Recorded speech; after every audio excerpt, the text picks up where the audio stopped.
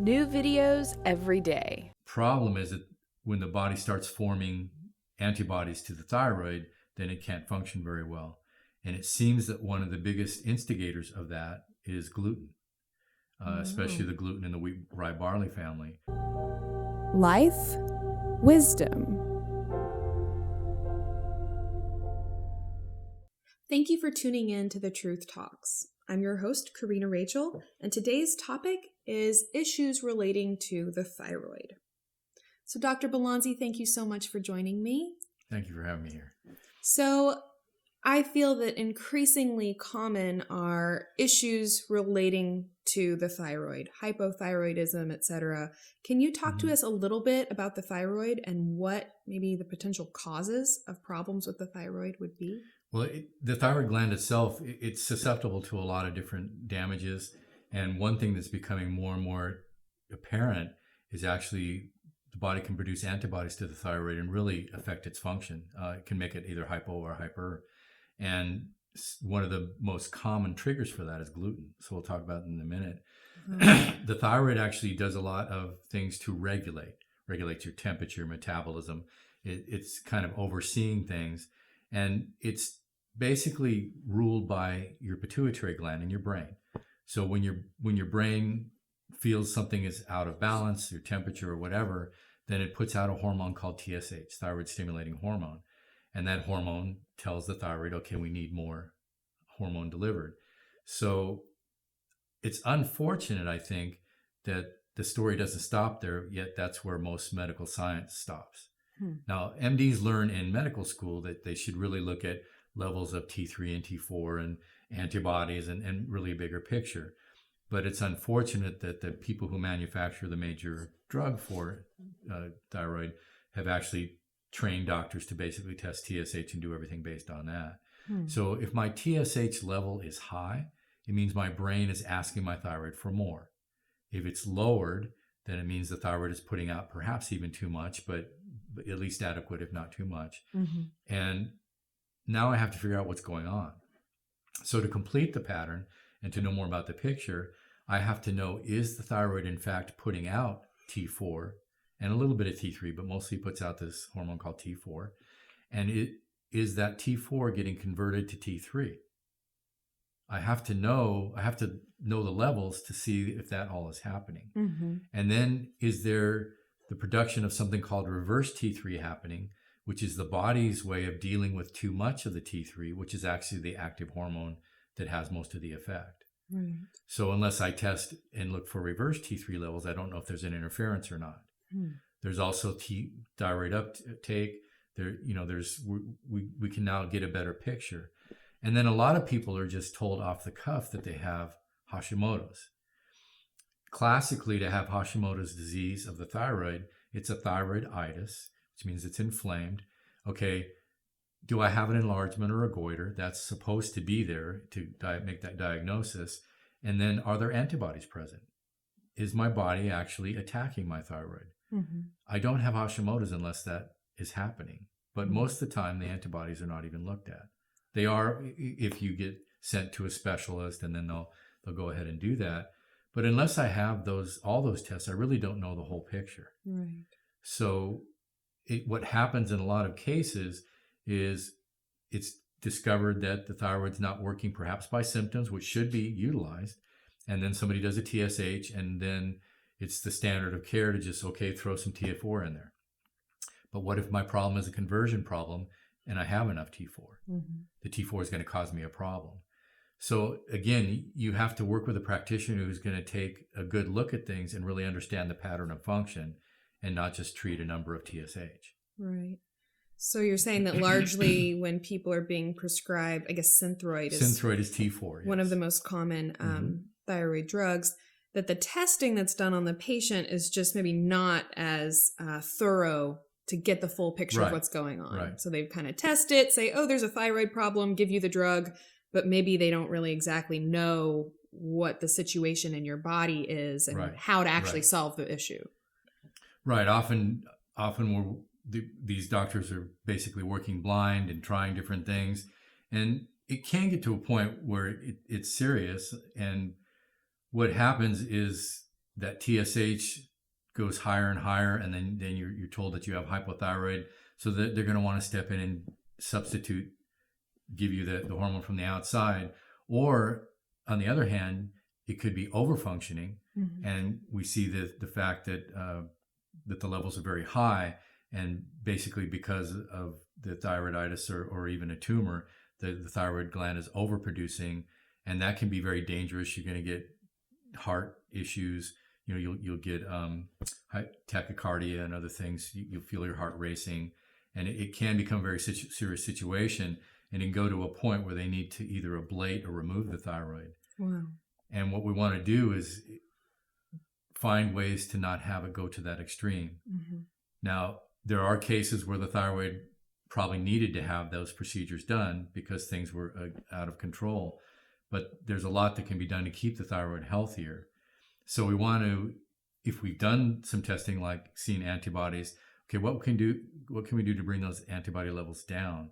Because whether it's hyper or high production or hypo or low production, usually you're going to find that there's an autoimmune situation happening. Okay, so let's address the autoimmunity, and that's where we may be able to get enough effects so that we don't have to do some serious procedure. Wow. But you have to identify really what's going on to do that. Now, as far as autoimmunity, the problem is that when the body starts forming antibodies to the thyroid, then it can't function very well. And it seems that one of the biggest instigators of that is gluten, especially the gluten in the wheat, rye, barley family. So one of the first things that we do when we see somebody with a thyroid problem is put them on a gluten-free diet. And for some people, that's all we had to do. Wow. But the thing is that you need to be aware that the gluten either is similar or causes a similar reaction, and then you start attacking your own thyroid gland. I mean, the same thing happens in pretty much every case of autoimmunity.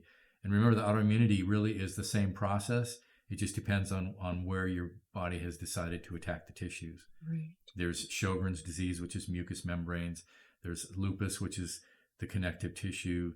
There's rheumatoid, which is joints. But depending on where autoimmunity is happening, you get a different scenario. The problem is they're all connected. So if I start with autoimmune thyroid, I'm probably going to end up exhibiting the others too, unless I stop the process. Right.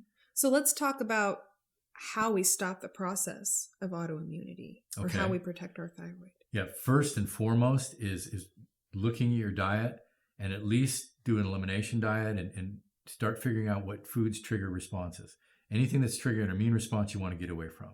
So if we suspect gluten, which in the thyroid we often do, we're going to remove that right away. We might remove dairy, we might remove citrus, soy. I mean, there's a lot of different things that are common reactions, and then there are things that are more uncommon. I like to do laboratory work if possible and do a food allergy test. And I like to see both the IgG and the IgE reactions because I get a better picture that way. But basically, in some way, identify the triggers to the immune system and start taking triggers away so that the immune system calms back down. And that's step number one. Step number two, believe it or not, is probiotics.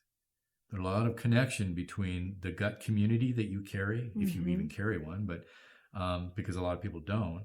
But probiotics have a direct effect to autoimmunity. Right. And there are people being treated with probiotics in order to reduce the autoimmune situation. But you got to get that inflammation down, especially the self-attacking inflammation. And so you can look for other triggers. Very, very commonly, an insect venom or a heavy metal or a virus is implicated. In most cases, or in many cases of lupus, they find that Epstein-Barr may be the trigger. So you want to locate what the body's loaded with that is triggering immune responses, because that is basically turning up the volume and starting this autoimmune process. So you want to think anti-inflammatory. What can I do to bring this back into balance? And if you do enough of that, you usually have the effect of then not needing to do a more invasive procedure.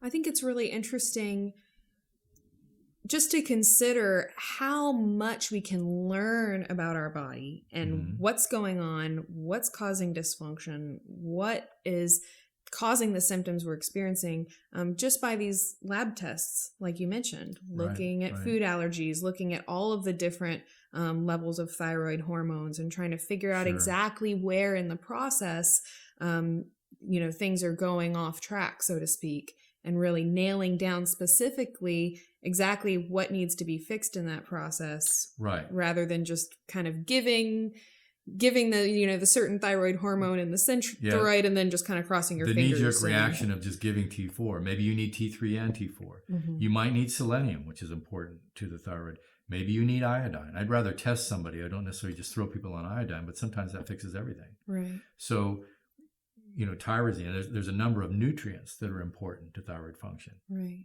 And then in some cases, it's not even the thyroid. A lot of times, people actually have an adrenal problem, a different gland, mm-hmm. and that's causing their symptoms. And if you don't do enough testing or you don't really understand their patterns, you're going to start treating the thyroid when you should be addressing the adrenals. Wow. And then there's the entire it's called the HPA axis, where the hypothalamus, works with the pituitary and the adrenals. And there's a whole interaction and a pattern that has to be working correctly. Mm-hmm. So you can't just sit back and assume, well, this means the thyroid. Mm-hmm. You kind of have to look into it and say, where is the problem here? And then you can address it with some intelligence and some information. Right.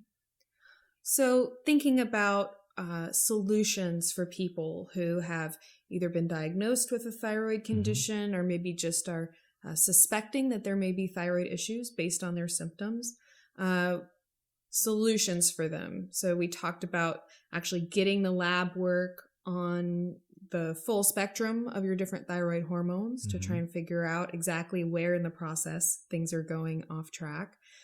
Food allergies, heavy metals, and other things that are potentially causes of autoimmunity. Like I said, there's a number of vectors, spider bites, tick bites, a lot of different things that come from insects and such seem to get into the body and trigger a reaction. Mm-hmm. Something that's happening right now is some people are developing an allergy, a very severe allergy, in some cases, response to red meat. And they've tracked it down to a tick who carries a certain sugar, who passes it to you when they're sampling your blood. And then people start this autoimmune reaction and it just takes off. Wow. And the good news about autoimmunity is current research says that you create autoimmunity, which means you can uncreate it. Mm-hmm. So the autoimmune situation is not a hard and fast thing that can't be dealt with. Right. More and more research is pointing to the fact, well, it's something that can be started and stopped. Right. And I think that's a really, something that we are often, there's confusion about as patients, that when you're diagnosed with an autoimmune condition, it kind of feels like, often what we're given from our conventional doctors is not really that there's a potential cause, but you just suddenly have this condition and it's going to be something you have forever. Whereas really what you're saying is if you have an autoimmune condition, this is something you developed. I mean, I guess there probably are ones that people can be born with. Not necessarily. Not really? Yeah. Now, in my genetics, I could have the ability and the predisposition, but if I don't create the environment for it, it may never happen. Okay. So autoimmune conditions are things that people need to know. There are things that they can do to reverse or at least significantly improve that condition. At least improve, postpone. Not you have to do it. Unfortunately, for a long time, conventional medicine looked at autoimmunity as an immune system out of control, which it is, and their answer was to give you steroid drugs. Right. To suppress the immune system completely. Instead of, just kind of bringing it back to function. Right. Well, thank you so much for your time today. This has been a very enlightening interview. It's always a pleasure. And I look forward to delving into more topics like these in the future. Sounds good. Thank you so much for watching. I do hope that you will leave your thoughts below. Are you yourself diagnosed with a thyroid condition, or do you know anyone who's suffering from a thyroid condition? Let us know your thoughts about what we shared today and any requests that you have for the future. I'm Psyche Truth correspondent Karina Rachel. Thank you so much for watching.